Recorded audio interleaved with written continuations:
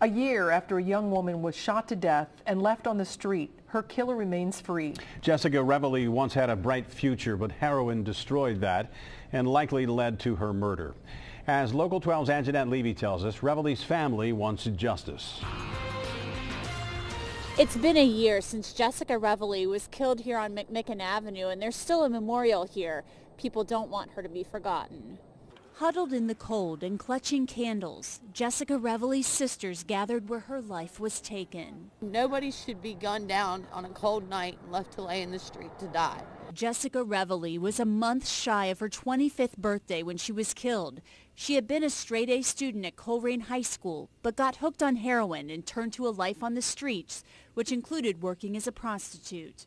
Police say she was looking for heroin when she was killed. She turned herself in repeatedly and tried to get help. Laura Stiver says her sister's attempts to get clean backfired. She ended up back on McMicken. Revelee's murder prompted the city to put up barricades on McMicken last spring to keep the Johns away. But Revelee's family says despite her issues, she was very loving. She gave girls down here on the streets her shoes and came home with no shoes on. I had to give them away. Somebody else didn't have them. Others in the neighborhood also remembered Jessica's kindness.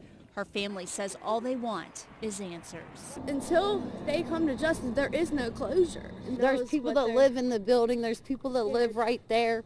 Somebody's seen something and somebody knows something. And Jessica's family and people who live here in the neighborhood hope that at some point someone comes forward with information. In Over the Rhine, Angenette Levy, Local 12 News.